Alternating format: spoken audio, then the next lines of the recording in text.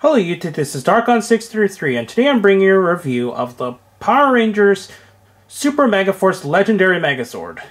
This Megazord is Bandai's America's representation of the Deluxe Gokaioh from Kaizo Sentai Gokaiger. It's actually a really nice representation with a few minor paint apps missing, and then obviously adding Zord build reports. The biggest disappointment that a lot of fans feel is that it no longer maintains the opening gimmick, where in the Japanese release you would turn the dial and these doors will open. Well, they completely removed the doors on the American release except for one, which I'll show off in a minute. Anyways, let's quickly look at the box. The box is actually a really interesting box. It's got Deluxe Gokaioh on the back here, the side, with means you can use the app. Sorry, this box is actually pretty huge, so. And then, pretty much got off what else you can get in the line. So, including the Ranger keys, the Megazords, and all those. Then, on the top, this thing would close. Okay. We got actually a really nice look of several of the past Red Rangers and Super Megaforce Red there in the middle. So it's actually a pretty nice looking box, and it's pretty nice. Anyways, let's quickly look at the toy itself. We can see here that the Megazord is an okay size. It's just about the size of the Ghostly Great Megazord, which I will quickly show off. Anyways, here's a quick size comparison of the two Megazords together. The jet's pretty much the same height as original Ghostly Great, so it's, yeah, so taking it a bit, actually looking at it here, it's actually a little bit taller. Take a quick 360 look at it, and yeah, articulation pretty much goes, it's the standard for mecha, just the legs can kind of turn, the arms can go only about that height because the shoulders get in the way, and that's pretty much all you got. The swords are also kind of hard to pull up because the way that it's got that type of plastic that's very flexible. Because of that, it kind of gets stuck in the hand there. Just got the swords there, and this one is easy to take out because it just plugs in like that. So, you can take these swords, put it onto the sides like this. Just plugs in. Sides. That one, and this one plugs in like that.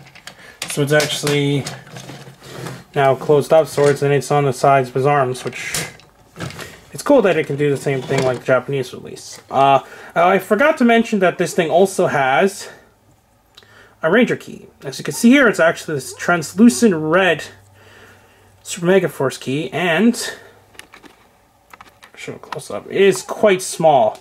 I forgot to bring the Japanese keys to show a comparison, but you've probably seen all the shots anyway. Transform it, it's like the Japanese version, except they added a spring gimmick into it. Basically what it is that, just flick it, and then it automatically goes up. It's got a nice Gokaiger / Super Megaforce logo on it.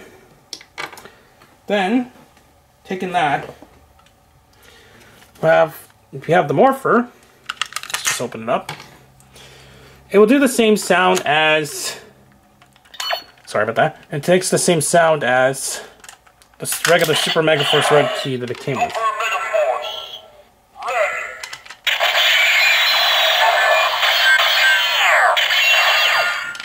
Let me turn it again.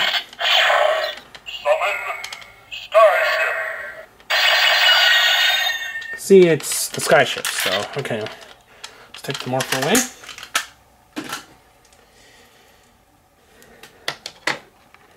Take a look back at the Megazord.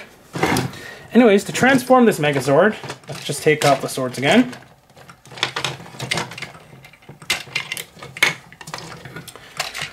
Let's break it down to its individual components first.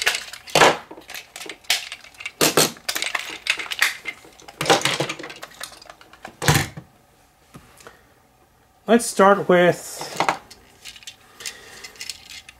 the submarine. Forgot some of the names, so bear with me here. Just close it up like this, and there you have the submarine already done. For the Gokaioh Megazord, or Zord, it's a weird name in America. But unlike the Japanese release where you have to remove this completely and peg it into the back, it acts actually on a single joint that allows it to go up and down like this, but unfortunately it no longer turns, so it's just a static piece like that. For the racer car, you pull back the wheels here, like this, close up the hand, and there you have the racer. And to transform the jet, that, you know, the,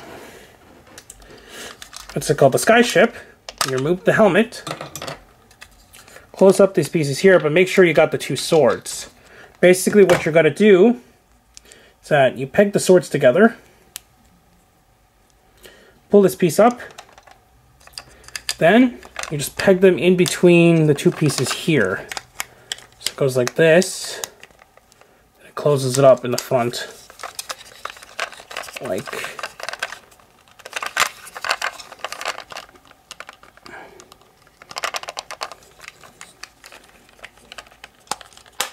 okay, like so.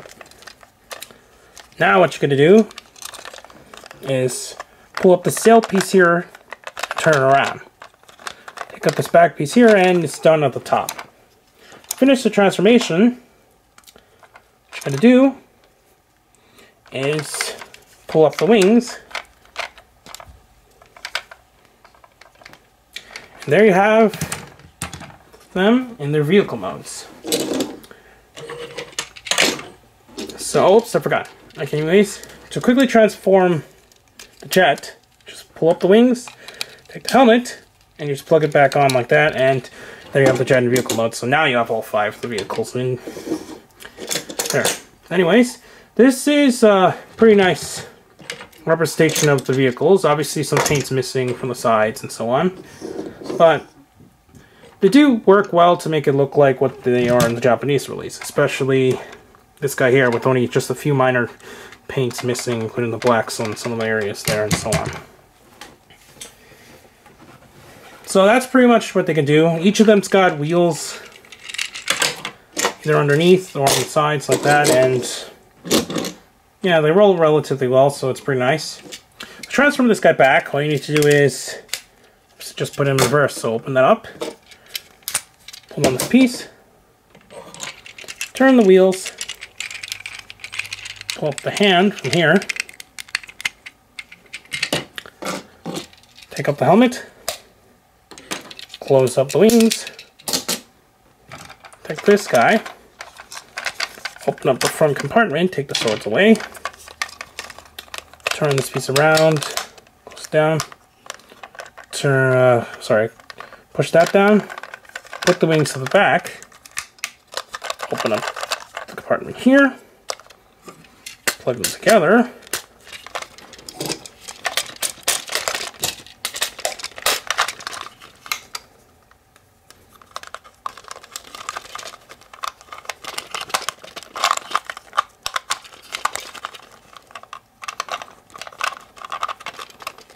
I did not know that piece actually came off.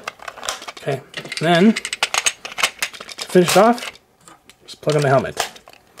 There you have him back in its ROM mode. It's a pretty nice Megazord, and I'm glad that they brought this over. I'm happy.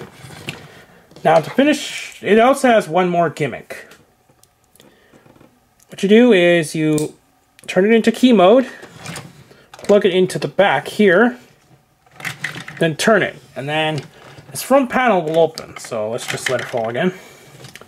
And unlike the Japanese release, which is really nice here, is that you can actually fold it in. So there you have in its attack mode. Obviously, I don't have any of the other, what's it called, the auxiliary mecha to plug in, which they actually should be coming out soon, seeing as what I've seen on the net that it's actually been shown in some places. It's got Zord builder parts that are actually hidden on all sides of its body, so there's one here, here, there's some Zord parts here, here, there, and there. There's some hidden ones on the top, so we'll see how this goes in terms of how each of the parts are used in the combinations. But that's pretty much all we got for the Deluxe Legendary Megazord. If you don't mind the missing opening compartments, paint being relatively smaller, and other things like the cannon being missing one thing, then I'd say this is actually a pretty nice buy, especially if you've been getting all the Bandai American stuff anyway, ever since Samurai and so on, and if you want the Ranger keys, I'd say pick this guy up. Otherwise, that's your choice. So, anyways, please comment, subscribe, check out Tokyo News, Hirotaku, Raiju Neon, and the other channels down below, and I'll see you YouTube. Bye.